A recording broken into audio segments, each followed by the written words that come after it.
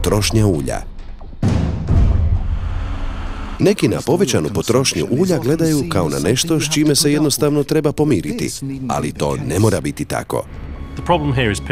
Problem su naslage klipa. Nastaju velike naslage koje su nusproizvod plinova koji nastaju izgaranjem i ostaci ulja.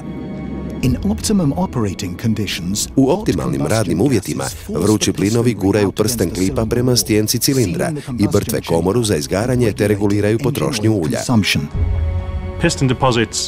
Naslage klipa veliki su problem jer sprječavaju ispravan rad prstena.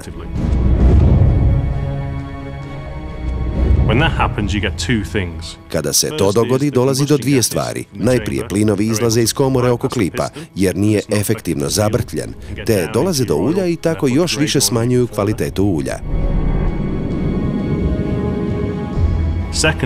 Kao drugo, ulje zaobilazi klip i ulazi u komoru te izgara s gorivom.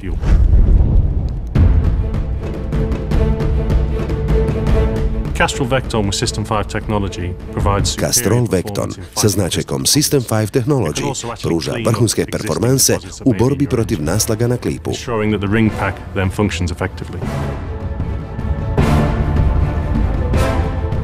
Castrol Vecton sa značajkom System 5 Technology pruža vrhunske performanse u borbi protiv naslaga na klipu i pruža bolju potrošnju goriva.